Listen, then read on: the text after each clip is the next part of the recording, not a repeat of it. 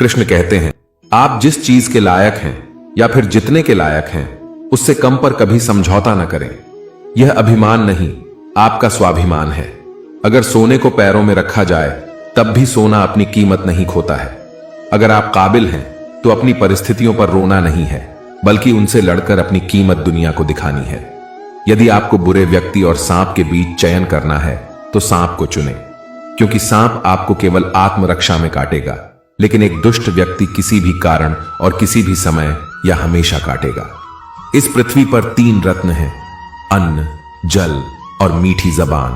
लेकिन मूर्ख लोग पैसे और शोहरत को रत्न समझते हैं। बीमारी में, अकाल में और आक्रमण के समय जो कोई भी आपकी सहायता करता है वही वास्तविक अर्थों में आपका सच्चा मित्र है। जिस प्रकार एक सूखा पेड़ आग लगने पर पूरे जंगल को जला देता है, उसी प्रकार एक दुष्ट पुत्र पूरे परिवार को नष्ट कर देता है। कांटों और दुष्ट लोगों से निपटने के 2 तरीके हैं, या तो उन्हें कुचल दें या फिर उनसे हमेशा दूर रहें। भगवान लकड़ी या पत्थर या मिट्टी की मूर्तियों में नहीं रहते हैं। उनका वास हमारी भावनाओं में, हमारे विचारों में है। इस भावना से ही हम इन मूर्तियों में ईश्वर को विद्यमान मानते हैं। वह इंसान जो भविष्य के लिए तैयार है और जो किसी भी स्थिति से चतुराई से निपटता है, वह दोनों इंसान खुश हैं। लेकिन ऐसा व्यक्ति जो पूरी तरह से भाग्य पर निर्भर रहता है, वो बर्बाद हो जाता है। हर मित्रता के पीछे कोई ना कोई स्वार्थ होता है। बिना स्वार्थ के दोस्ती नहीं होती। यह एक कड़वा सच है। उस व्यक्ति से दूर रहें जो आपके सामने मीठी बातें करता है, लेकिन आपके पीठ पीछे आपको बर्बाद करने की कोशिश करता है, क्योंकि वह जहर से भरे घड़े के समान है जिसके ऊपर दूध होता है। अपमानित होकर जीवन की रक्षा करने से अच्छा है मर जाना। जीवन की हानि केवल एक पल का दर्द देती है, लेकिन बेइज्जती का दर्द पूरी उम्र हमें मारता रहता है। हर इंसान अगर एक दूसरे का हाथ थामकर आगे बढ़ता है तो वो जरूर सफल होकर दिखाता है।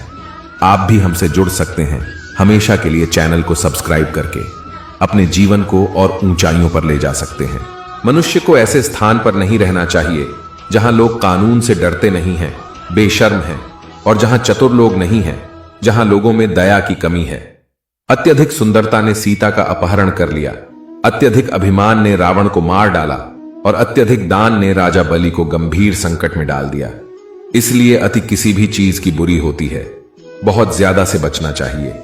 जो व्यक्ति भविष्य में आने वाली परेशानियों से अवगत होता है और अपनी बुद्धि से उनका सामना करता है, वह हमेशा सुखी रहता है। और जो मनुष्य अच्छे दिनों की राह देखते हुए बिना काम किए जीता है, वो अपने जीवन को बर्बाद कर रहा है। सांप के दांत में, मक्खी के मुंह में और बिच्छू के डंक में जहर होता है, लेकिन धोखेबाज दोस्त इन सबसे ज्यादा खतरनाक होता है। एक अशिक्षित व्यक्ति का जीवन कुत्ते की पूंछ की तरह बेकार है, जो न तो उसके पिछले सिरे को ढकती है और न ही कीड़ों के काटने से बचाती है। नदी के किनारे के पेड़, दूसरे आदमी के घर की महिला और बिना सलाहकार के राजा तेजी से विनाश के लिए जाते हैं। मूर्ख इंसान को सलाह देना, दुराचारी या चरित्रहीन स्त्री की देखभाल करना, उसके साथ अपना वक्त बर्बाद करना और सुस्त और दुखी व्यक्ति की संगति करना मनुष्य को हमेशा नीचे ही गिराते हैं। किसी व्यक्ति का भविष्य उसकी वर्तमान परिस्थितियों के आधार पर मत आंकिए, क्योंकि समय में इतनी ताकत है कि वह काले कोयले को चमकदार हीरे में बदल सकता है। किसी भी व्यक्ति को अधिक ईमानदार नहीं होना चाहिए। सीधे पेड़ पहले काटे जाते हैं और ईमानदार लोगों पर पहले शिकंजा कसा जाता है। कृष्ण कहते हैं, किसी व्यक्ति की उत्पत्ति का अनुमान उसके व्यवहार से, उसके मूल स्थान का उसके स्वर से और उसके भोजन के सेवन का अनुमान उसके पेट के आकार से लगाया जा सकता है। अपने व्यवहार में जरूरत से ज्यादा ईमानदार न रखें, क्योंकि जंगल में जाकर आप देखेंगे कि सीधे पेड़ कट जाते हैं और टेढ़े खड़े रह जाते हैं। हमें सदैव वही बोलना चाहिए जो उस व्यक्ति को प्रसन्न करे जिससे हम कृपा की अपेक्षा रखते हैं।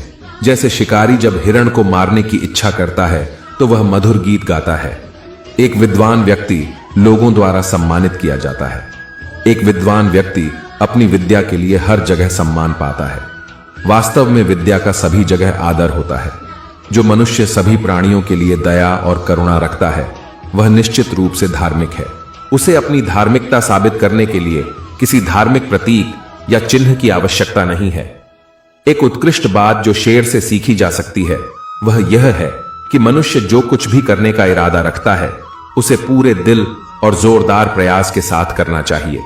जिसका ज्ञान किताबों तक ही सीमित है और जिसका धन दूसरों के कब्जे में है, वह जरूरत पड़ने पर न तो ज्ञान का उपयोग कर सकता है और न ही धन का।